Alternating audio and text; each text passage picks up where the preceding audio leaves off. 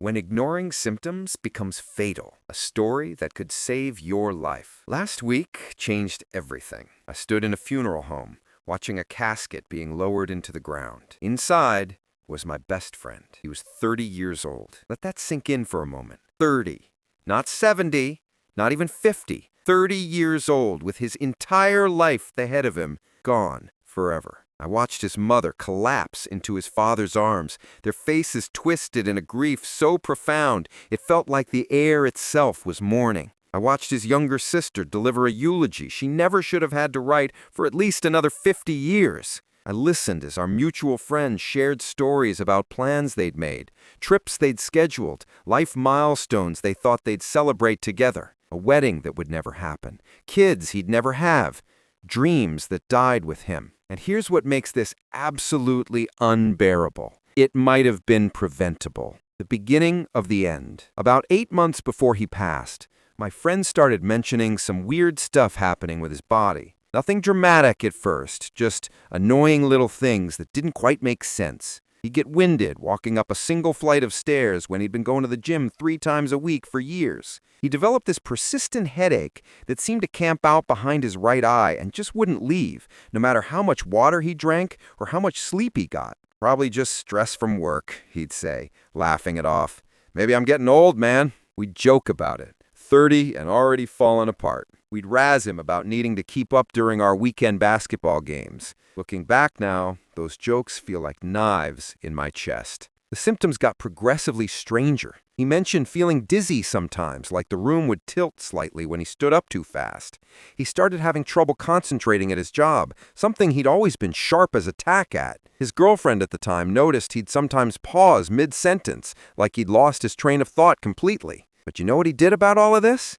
Absolutely nothing. He didn't go to a doctor. He didn't get checked out. He just kept pushing through, kept telling himself it would pass, kept thinking he was too young and too healthy for it to be anything serious.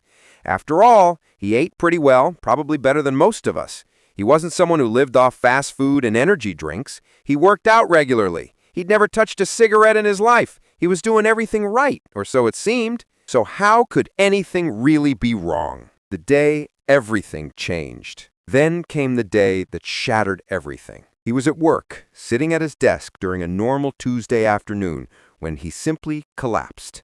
No warning, no dramatic scene. He was conscious one moment, and the next his coworkers were calling 911 and trying to figure out what the hell had just happened. The ambulance rushed him to the hospital. They ran tests, scans, more tests, more scans. And then came the meeting with the oncologist that turned his world into a nightmare. Cancer. Not just cancer, but an aggressive form that had already spread throughout his body. They found it in multiple organs, in his bones, in places that made the doctors' faces go grim and professional in that particular way that means they're trying not to show you how bad the news really is. The oncologist laid it out with clinical precision. Given the advanced stage and the aggressive nature of the disease, he was looking at 1 to 3 years if treatment went exceptionally well. That was the best-case scenario they could offer him. My friend, who had walked into that hospital thinking maybe he had anemia or needed vitamins or something simple, was suddenly facing his own mortality before he'd even started really living. 4 months. They started treatment immediately. Chemotherapy, radiation, experimental protocols, everything they could throw at it. He became a regular fixture at the oncology center, his calendar filling up with appointments instead of the concerts and trips and normal 30-year-old activities he should have been doing. His hair fell out. He lost weight, his face becoming gaunt and hollow. The friend who'd been joking about getting winded on stairs was now struggling to walk down a hospital corridor. The vibrant guy who lit up every room he entered became a shadow, fighting a battle that was already lost. 4 months after that diagnosis, I got the call I'd been dreading. He was gone. Not 1 to 3 years, not even close. 4 months from diagnosis to death. 120 days from you have cancer to a funeral program with his smiling photo on the front. The cruel mathematics of delay. Here's what haunts me every single day. Those weird symptoms he'd been ignoring, they'd started 8 months before he collapsed. 8 months of his body screaming that something was catastrophically wrong, and 8 months of him brushing it off. I'm not a doctor. None of us are medical professionals. We can't say with absolute certainty that earlier detection would have saved him. Maybe the cancer was always going to be too aggressive, too advanced, too unstoppable. But maybe it wasn't. Maybe if he'd gone to a doctor when the headaches first started, they could have caught it before it spread. Maybe if he'd gotten checked when the breathlessness began, they could have started treatment when it was actually treatable. Maybe those 8 months of denial were the difference between a fighting chance and no chance at all. We'll never know. And that uncertainty is its own special kind of torture. The excuses we all make. I've spent a lot of time since his death thinking about why he didn't go. Why someone smart, educated, with decent health insurance just didn't make an appointment. The reasons seem so logical in the moment, don't they? The copay seems expensive when you're trying to save money. Taking time off work feels irresponsible when you've got deadlines and responsibilities. It's probably nothing serious anyway, right? Young people don't get seriously ill. That's something that happens to other people, older people, people who don't take care of themselves. We tell ourselves these things because going to the doctor means confronting the possibility that something might actually be wrong. It's easier to live in denial, to convince ourselves that our bodies will just sort themselves out, that we're invincible in our 20s and 30s. But here's the brutal truth that I learned standing at my friend's grave. None of those excuses matter when you're dead. The copay that seems so expensive, his parents would have paid any amount, would have bankrupted themselves, would have sold everything they owned to buy him more time. The debt you might incur from medical bills can be managed, negotiated, even forgiven. But death is non-negotiable. That shift you'd miss at work? Your boss might be annoyed, but they'll get over it. Your coworkers will cover for you. The project will still be there when you get back. But if you're not there because you're too sick, or worse, too dead, that job doesn't matter anymore anyway. The illusion of invincibility. My friend exercised regularly. He wasn't living off pizza and soda. He'd never smoked anything in his entire life. He checked all the boxes we're told to check for staying healthy, and none of it mattered. That's the thing about serious illness. It doesn't care about your gym membership or your meal prep Sundays or your clean living. Sometimes, through pure random chance, through genetics, through factors we don't understand, your body betrays you despite your best efforts. You are not going to defeat death through healthy living alone. I'm not saying don't eat well or exercise. Please do those things, but don't let them create a false sense of security that makes you ignore warning signs. Being healthy doesn't make you immortal. It doesn't make you immune. And it absolutely doesn't mean you can skip the doctor when something feels wrong. The warning signs we ignore. Persistent headaches that don't respond to over-the-counter pain medication. Unexplained shortness of breath. Dizziness that keeps happening. Fatigue that sleep doesn't fix. Changes in your body that don't make sense. Pain that lingers. Anything that makes you think, that's weird, for more than a couple of weeks. These aren't necessarily signs of cancer or terminal illness. Most of the time, they're not. Most of the time, you'll go to the doctor and they'll tell you it's stress or allergies or you need to drink more water and get better sleep. And you'll feel silly for having gone. And you'll pay your copay and you'll go home. But sometimes, that one time out of 100 or 1,000, it's something serious.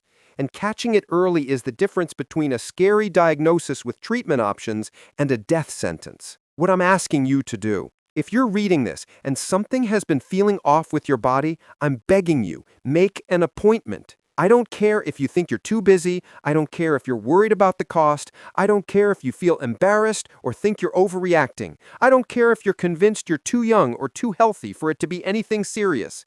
Make the appointment. Your body is the only one you get. You don't get a replacement. You don't get a do-over. And unlike a car that gives you warning lights and strange noises before it breaks down completely, your body might only give you subtle hints before something catastrophic happens. The 5 minutes it takes to call your doctor's office is infinitely less painful than planning a funeral. The hour or two you'll spend in a waiting room is nothing compared to the years you might lose by not going. The temporary financial stress of a medical bill is absolutely nothing compared to the permanent absence of someone who waited too long. The conversation I'll never have. I keep thinking about all the things I wanted to say to my friend, all the conversations we'll never have, all the stupid jokes we'll never make, all the life events he'll never experience. He'll never be someone's husband, never be someone's father, never buy a house or take that trip to Japan he'd been planning, never see 40 or 50 or 60,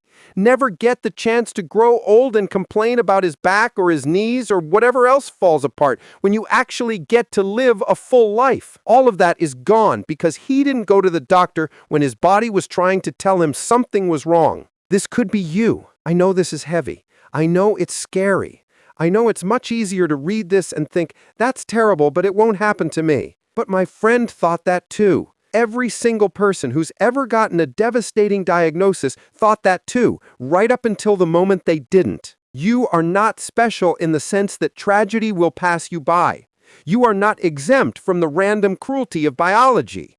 And you absolutely cannot will yourself into health by pretending symptoms don't exist. The bottom line, co-pays can be paid back, medical debt can be managed, a missed day of work can be explained, an annoyed boss will get over it, financial stress is temporary, death is permanent. Go to a doctor, get checked out, take the weird symptoms seriously. Don't wait until you collapse, don't wait until it's too late.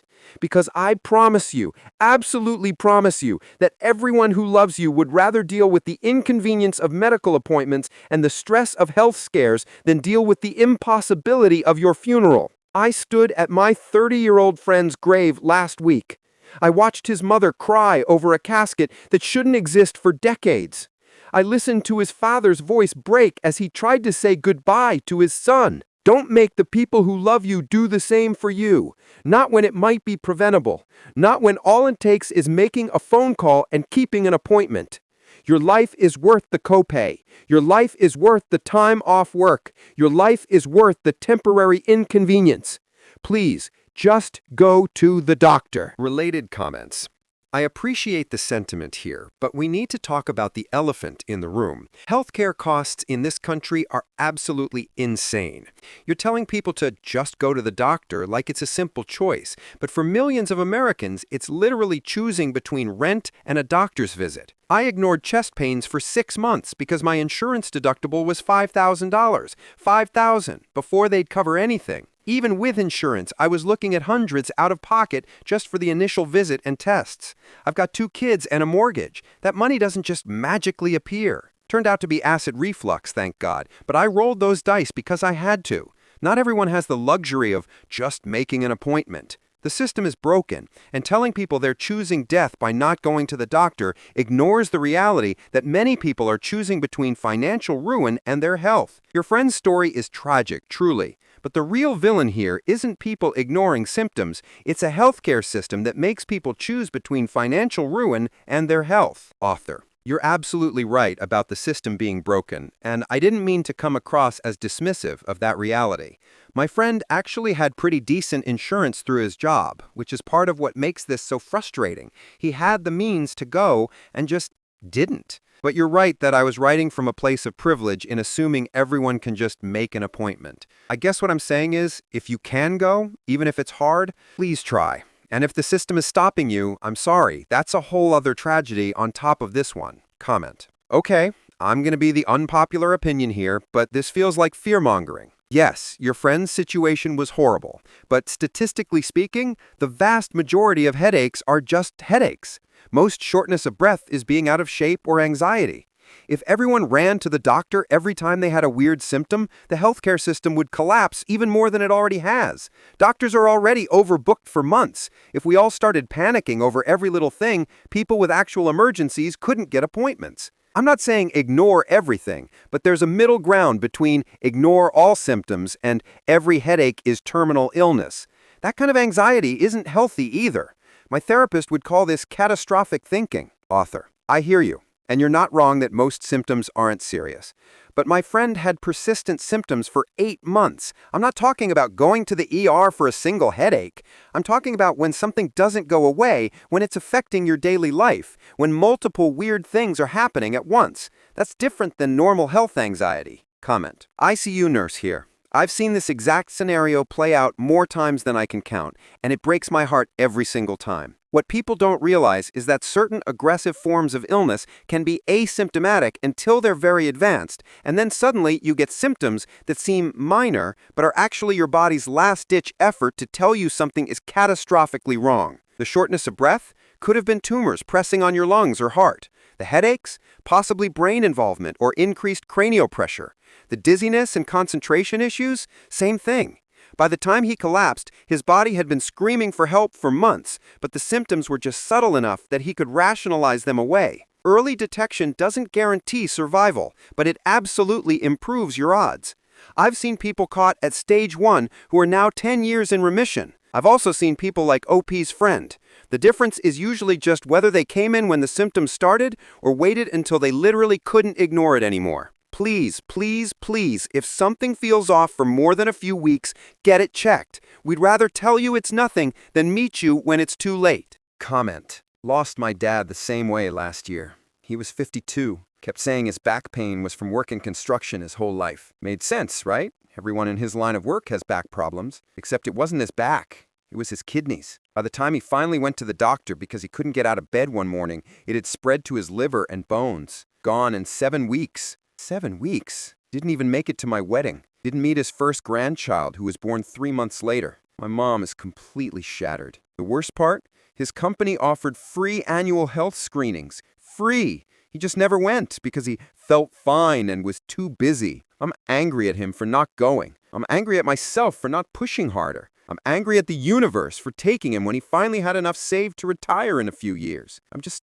angry. OP, I'm sorry about your friend. This club we're in sucks. Comment. Not to be that person, but how do we know earlier detection would have changed anything? OP admits we can't know for sure. Some types of illness are so aggressive that it doesn't matter when you catch them, the outcome is the same. My aunt went to every single checkup, got her annual screenings, did everything right. Still got diagnosed with stage 4 at her routine appointment and was gone in 5 months. Sometimes biology just decides it's your time, and no amount of medical intervention changes that. I'm not saying don't go to the doctor, but I am saying that this narrative of if only he'd gone sooner might not be accurate and might just be survivor's guilt talking. Maybe he would have died anyway and just would have spent those 8 months in chemo feeling miserable instead of living his life normally. Quality of life matters too. Not everything needs to be about desperately clinging to every possible extra day. Author, you might be right. Maybe it wouldn't have mattered. But the thing is, we'll never know now. And I think I'd rather live with we tried everything and it still didn't work than we never even gave him a chance. That's what eats at me. The not knowing if those 8 months could have made a difference. Comment. This hit different because I'm literally experiencing weird symptoms right now. Constant fatigue for about 2 months, some chest tightness, occasional dizziness. I've been putting off calling my doctor because I'm between jobs right now and my Cobra coverage is stupid expensive. Plus, I keep telling myself I'm just stressed about unemployment. Reading this scared me enough that I'm calling tomorrow. I don't know if my symptoms are anything serious. Probably not, but I guess I'd rather know than wonder. And if it's nothing, at least I'll have peace of mind. Thanks for sharing this, OP. I'm sorry about your friend, but you might have just saved someone else by telling his story. Author, please do call. Even if it's nothing, you'll feel better knowing. And if it is something, catching it early could be everything. Let me know how it goes if you're comfortable sharing. Sending you good thoughts. Write what you think about this situation. Also, if you like this video, give a thumbs up, subscribe, and turn on the bell to receive notifications about the latest videos. See you next time. Bye-bye.